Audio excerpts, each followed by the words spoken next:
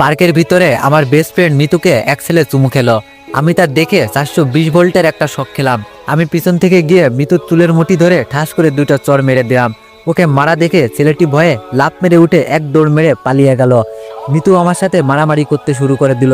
তবে ওর চুলের মুঠি আমার হাতের মধ্যে থাকায় ওকে চর মারতে আমার একটু সুবিধাই হলো। মিতু শুধু ওর বড় বড় আঙুল দিয়ে আমাকে খামচে গেল। মারামারি শেষ।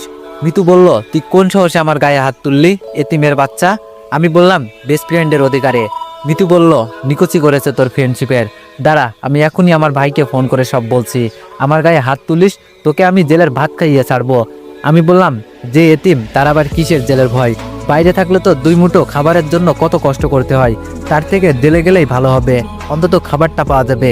মিতু বলল, তুই আমার গায়ে হাত তুললি কেন? আমি বললাম, অপুর সাথে না মিশতে আমি তোকে এর আগেও অনেকবার নিষেধ করেছিলাম, কিন্তু তুই আমার কথা শুনিস নাই। ওর সাথে মিশে পার্কে বসে চুমাচুমি করছিস।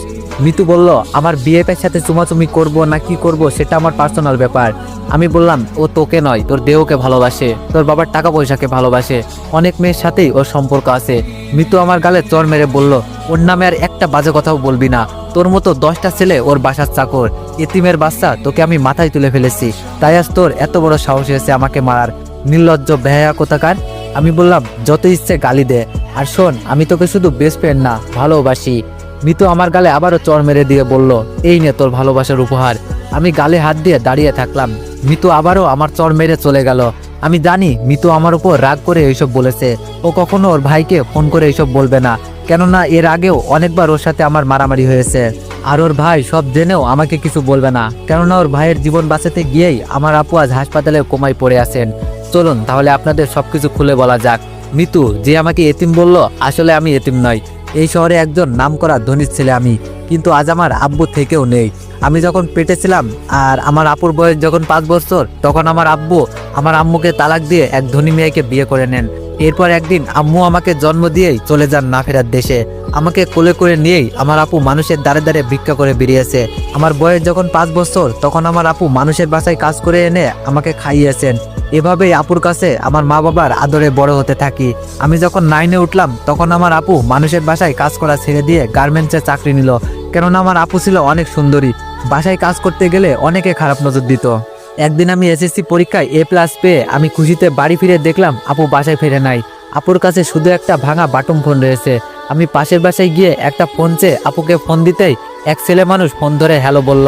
আমি বললাম, আপনি কে? আমার আপুকে ফোন দিন। ছেলেটি বলল, তোমার আপু হাসপাতালে, তুমি এই হাসপাতালে চলে আসো। আমি গিয়ে দেখলাম আপু বেডে শুয়ে আছেন। ওর পুরো মাথায় চুলগুলো কেটে ফেলা, সাদা কাপড়ে ব্যান্ডেজ করা।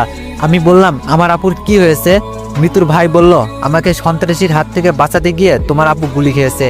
আমি মিতুর ভাইকে গিয়ে বলতে লাগলাম, আপনার জন্য আমার আপুর এমন হয়েছে, আমার আপুর কিছু হলে আপনাকে ছাড়বো না, আপু ছাড়া আমার আর কেউ নেই। মিতুর ভাই এসে আমাকে বুকের সাথে জড়িয়ে ধরে বলল, কে বলেছে তোমার কেউ নেই? আমি আছি, তোমার আপুর ভালো হতে যত টাকা লাগবে সব টাকা আমি দিয়ে চিকিৎসা করাবো। আমার জীবন বাঁচাতে গিয়ে তোমার আপু নিজের জীবন উৎসর্গ করতে দ্বিধাবোধ করেনি, আর আমি এগুলো করতে না পারলে আমাকে আল্লাহ কোনোদিনও ক্ষমা করবে না। ডাক্তার এসে একটা রিপোর্ট দেখে জানালেন উনি কোমায় চলে গেছেন। ভালো হওয়ার সম্ভাবনা নেই বললেই চলে, মাত্র 1%। আমি আপুকে জড়িয়ে ধরে কান্না শুরু করলাম। আপু কিছুই বলছে না।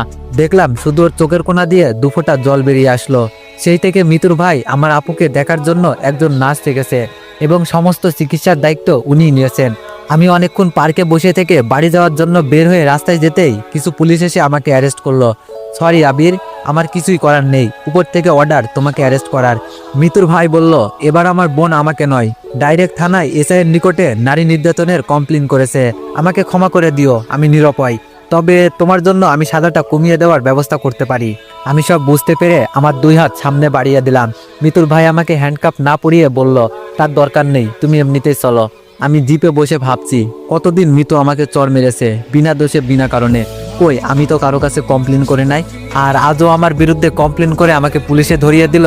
আমাকে জেলের ভিতর ঢুকিয়ে দিয়ে মিতুর ভাই বলল, তোমার যখন যা দরকার হবে আমাকে বলো, আমি সব ব্যবস্থা করে দিব, আর তোমার নিম্ন শ্রেণী 1 মাস জেল খাটতেই হবে। আমি কিছু না বলে মিতুর ভাইকে বললাম, আপনি শুধু আমার আপুকে দেখে রাখবেন প্লিজ, আর আমার তো সামনে এইচএসসি পরীক্ষা, জেলের ভিতরেই যদি আমার পড়াশোনার ব্যবস্থা করে দিতেন। মিতুর ভাই বলল, আচ্ছা সব করে দিব, বলেই মিতুর ভাই ওনার চেয়ারে গিয়ে বসলো। আমার জেলে থাকতে কোনো